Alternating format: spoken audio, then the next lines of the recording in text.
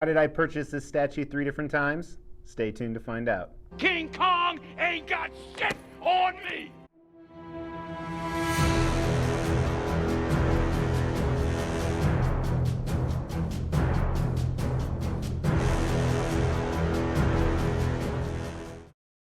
Hey Extreme Team, welcome to the Extreme Channel. My name is Mr. X. A big part of this channel is all about high-end collectibles. Today we are looking at a piece that is so high-end I had to buy it 3 different times. What do you mean by that, Mr. X? Well, this piece is made and manufactured by Prime One Studio. And it's obviously from Kong Skull Island, the most recent King Kong movie. It's an epic battle diorama in the final scene where Kong fights what they call Skullcrawlers. So when they initially showed the prototype of this, I was all in. I just thought it looked amazing. I don't have a King Kong statue. I would prefer a King Kong vs. Godzilla statue, although I do have a Godzilla kit coming very, very soon. It's this one right here. Then this product was delayed, and I heard that King Kong vs. Godzilla is supposed to come out in 2020 or 2021, so I decided, you know what, take the delay, cancel it, get your money back, and you're good to go. Then I had #regret, very different from #restraint. And I went and picked him up anyway, rebought him on PO. Then production pieces started coming out, and they had done some significant changes, namely with the skin of Kong, which we're going to look at today. And I said, oh, hell no, and canceled him once again. And unfortunately, they did not give me my non-refundable deposit back, even though it had significantly changed from the prototype. Little sour, but it is what it is. However, this is a piece I always wanted. I thought he would go fantastic with my Jurassic Park dinosaur pieces that I'm getting. I recently reviewed the T-Rex by Prime One Studios right here. So once again, I had #regret. So I waited for the right deal for him. He was sold out on Sideshow. Prime One Studio, you could buy directly from them, but they do ship from overseas. They had him on sale for their summer sale. However, shipping was $300 to $500. So once again, aw, hell no. And they actually have 2 different versions of these we're going to talk about. I only wanted the regular version. The deluxe version is a couple $100 more, and it's for pieces that I really wouldn't use. But we'll talk about that during design. So I was keeping my eye out for the regular version on eBay. There's actually some really good deals I missed out on. He retails for $1,000 and I saw him go for $800. But unfortunately, I missed that. And then luckily or unluckily, he became available on Sideshow's website once again. Every once in a while, I think they get another container from Prime One Studios, or they find pieces that are back in the warehouse nobody knew were there. So I pulled the trigger on him, $100 shipping. Here he is, finally in the collection. Now, before we dive into the Extreme review, we are actually doing a giveaway. Check this out. We are going to hit 20,000 subscribers in 2020. To do that, we're giving away a statue every 2,500 subs. At 15,000 subs, the winner will get to choose between these 2 PCS Mortal Kombat statues. Make sure that you've liked this video, you've subscribed to the channel, and you've hit that bell notification. Then stay tuned towards the end of this video to find out how to enter.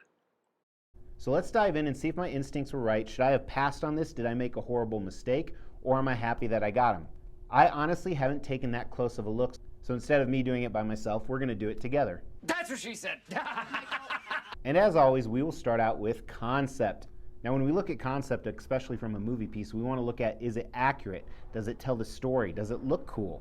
So starting at the base here, they did a couple different things which I really like. Not only is it the epic scene where they fight in the end, you see half on water, half on land, some ships, but you see the Kong wall, which is kind of a conceptual thing that they built in here. I think that was a fabulous idea. I'm not sure what's below that Kong wall. It just looks like some ground and wood. I don't even know what to call it, but as you move up, you see that you do have the water they were fighting in. However, it's very dirty, which we'll come back to during paint and sculpt. I'm not quite sure on that. And as you move up, there is a huge boat propeller that Kong used actually to kill the Skullcrawler, if I remember correctly. You move up Kong, the Skullcrawler is wrapped around him. This is a very action dynamic piece. He has the chains of the propeller in his hand. He's about to punch him. He's roaring out. The Skullcrawler is lashing out onto him. One thing you don't really see a lot, you see some old battle damage on Kong, but no fresh battle damage. And I think the same thing can be said about the Skullcrawler. You see almost no battle damage, so you assume this is almost the beginning of the fight. And the fight was quite long, if I remember correctly. It was a pretty cool ending. It's probably the best part of the movie, in my opinion. But you really see the fierceness of each character. And like I said, how dynamic this piece is really says a lot. I like that. And I think concept is one of the big reasons I really wanted this. You don't see a statue this large with characters like this going at it, one holding the other one up. The concept's pretty cool. The fact they tied into the Kong wall, The fact they really stayed true to the movie origins, I think. This might be a direct scene from the movie. You'd have to actually pause the movie to verify because they don't stand still, obviously. They're fighting the entire time. But if you're going to pick a Kong pose, or if you're going to pick a scene from that movie, I think this is perfect. So I think the concept is a 5 out of 5, and that's why I like it so much. However, the big concerns for me had to do with paint, sculpt, and design, and a lot of those tie together. So first, I want to look at all the different switch out options, which here, there really aren't any except 2, so check it out. If you want to have the propeller in the base, it can look like this. Or you can replace it with essentially a rock. And the reason why they have that is for the exclusive version, you can put the propeller in his hand like this. Here is the collector's head, or so this portrait comes with all the different pieces, and really this was my favorite. This is why I didn't need to spend $200 extra for the exclusive. Then here's another one that is offered on the exclusive version. Again, I'm not a huge fan. It doesn't really go well with the pose. It doesn't really tell the same story, and the same thing can be said about this last portrait. Now we're going to look at the unboxing and assembly, and my apologies, the lighting's a little weird because I'm still figuring out lighting and stuff like that at my office. Had 2 giant boxes that arrived in 2 different days because that's how UPS rolls. The art boxes were pretty decent. Not a huge fan of art boxes, but I like showing them to you guys as well. Ties back to the movie. So one box, they each had 1 layer. One was essentially the base and other pieces, while the other one was Kong and Skullcrawler, his head, and a few other pieces. They made 500 of both the collectors and the regular, and Kong and Skullcrawler is all one piece put together, which I think was a really smart move. There are definitely some pieces made out of plastic or PVC because it was quite a bit lighter. Portrait goes in really easy. We'll talk about the seam line. Then the hand is connected to the chain, and we're going to talk a little bit more about that. Then not all of the fence was constructed, but it was color coded for pretty easy assembly, so I definitely give them props on that.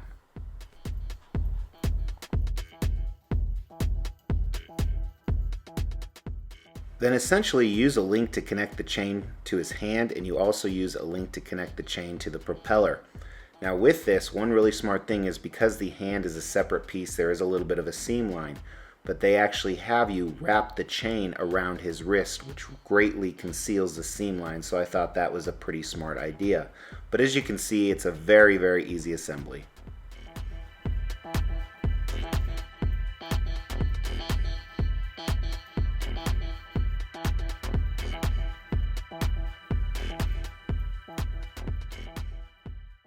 So a few other things regarding design. This chain is plastic, and it looks like plastic. I think that's a negative. His fur, which you're going to see during the close-ups of the video, it's not as bad as it looks in pictures. It's not great though, so I think that's still a very big negative. I think they should have stuck with fully sculpted, just my opinion. I know other collectors believe differently. Also, there is a little bit of a seam line on the head, and again, just like the fur, it's not as bad. If you didn't know the seam line was there, you really wouldn't think this is a seam line. So I give him a lot more props on that than I thought I would. So while this is non-scaled, so he doesn't actually have a scale, I guess he's about 1/10 or 10 times smaller. I think Kong was like 300 feet tall. So on here, Kong himself, hunched over, is about 19 inches or so.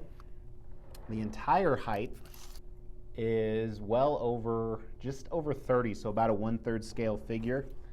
And then the diameter of the piece is probably about 18.5 or so, and then obviously Kong juts out here, and this guy juts out. Really, I think they did a good job on compacting the weight, the fact that this is all one piece. The design's a lot better than I thought it would be, but it's still nothing amazing, so I think it's still a 3 out of 5 or a very good on the design. Now we're going to check out paint and sculpt, and we'll do a close-up video. I've decided to do the close-up videos here at the office, and then the stills with the voiceovers at home. So starting at the base here, this is the part I was confused on. Check this out right here. I don't know what this is supposed to be. Is it supposed to be rocks on top of mud? Is this vines growing out of it? Because it looks very bad if that's the case. This whole outer part of the base here, I'm just not a fan of. I think it's definitely a huge miss. However, your eye isn't really drawn to that. Your eye is drawn a little bit to this King Kong type fence that they've built, fence/wall. This looks like very real wood, so I think they did a nice job on that, not only on the sculpt, but the paint, different colors they used. The bottom of the base, so this semi clear resin effect they use to make the water look like it's flashing. Kong actually doesn't even have a foot. He just goes right in there. They went too green on this for sure. It was dirty water, but this just doesn't look good. And especially with the fact that Skullcrawler is green as well. I think it should have been a little bit more transparent and clear. They may have had to sculpt it, Kong's foot actually, so I think that's a little bit of a miss. I do like a little bit of the wet effect over here with the mud. The mud and rock here could have used a little bit more texture. The boat looks a little plasticky. However, it's behind Kong, so you typically aren't ever gonna see that. And it actually is plastic. This little part broke off here. Not really a big deal to me. So let's look at this fur. It really isn't as bad. I mean, like I said, I expected more of like a chia pet thing going on, and you don't see that. The color is decent. I think it's decently accurate to the movie. It's very short fur. Hopefully it holds up over time. That would be my biggest concern. You see a little bit of Kong's anatomy behind it, not much, but I don't think you want to see him with like bulging biceps or a six-pack. Then his sculpted part right here. Here's some old battle damage wounds. Like I said, there's nothing new or fresh.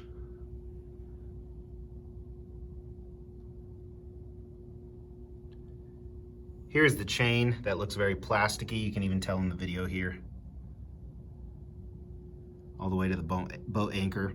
Boat anchor actually does look pretty good. It would have been nice to get the exclusive just to hold that in his hand, but I still think this looks decent. So really quick, let's look at Skullcrawler on Kong. This right here blends together a little bit too much. You can't really tell where one starts and one stops. I think that's a little bit of miss on the sculpt or maybe the print of the statue. Let's look at Kong. Here's his ear. I don't really know much what to say about that, but inside of his mouth could have done a little bit better on the paint, I think. It's clean, very decisive lines, so that's good. I'm not sure if they used the right colors. His eyes look like they're decals, a little bit of a miss there. So not the greatest portrait. However, Skullcrawler does have the greatest portrait. The inside of his mouth, the teeth, everything that's going on here reminds me of the Reaper from Blade 2. Very cool. And then the skin of the Skullcrawler is this reptilian, slimy. Again, he has there's some old battle damage wounds, I guess, but it ranges from this off-white to this green type color. And that moist effect looks very, very cool. These huge claws. Really impressed with Skullcrawler. I think he looks a lot better than Kong, but it could be just he's easier to create.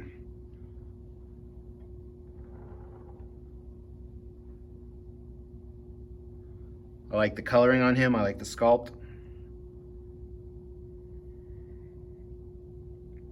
And here's just kind of a once over for you guys again.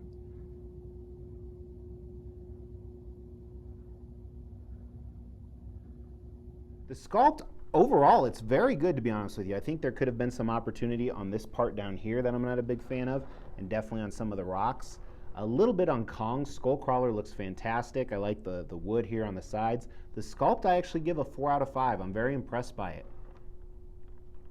Now paint, if we were going to grade Skullcrawler himself, I think I would give him a 4 out of 5. But I think there's a lot of other paint opportunities. I don't know why the water is so dirty. The fur on Kong, the paint on him, especially on the inside of the mouth, could have been a little bit better. I think there's some opportunity was definitely left on the table all over, but it's not bad, so I think it's a 3 out of 5 on the paint for this piece. So since he's still available via retail, let's talk about value a little bit. $1,000, huge diorama, 2 epic pieces. Not a ton of Kong statues out there, and the ones that are decently hold their value. So I think it's a decent value for what you get. I'm going to give it very good right in the middle as well. Now finally, does this have the X factor? This isn't a cumulative score. This is, does this wow me when I walk in? You know, a few other people after I unboxed this in the office, it wowed them. I would say it doesn't wow me, but it's much better than I expected it to be. I'm not disappointed. I'm glad I finally pulled the trigger. And I think a few other people I've talked to that actually own this are big fans of it. So this is definitely one of those pieces that looks a lot better in person. But hopefully the video and the pictures helped you guys today. I still give it a 3 out of 5 though. I think it's a cool piece, but some of the design issues and some of the paint could have been much better to raise it. It was almost a 4 out of 5, but not quite. But I am very happy to have him in my collection. I think with all the dinosaurs, he's going to look fantastic. Let me know in the comments what you think. Is this worth it? Did I make the right decision? And I want you to comment because of the statue giveaway. Check it out. To win one of these Mortal Kombat statues, all you have to do is comment on a video. At 15,000 subscribers, I'm going to pick a random video and pick a random comment. That person will win the prize. They can choose between these two pieces. Also, make sure you're subscribed to the channel.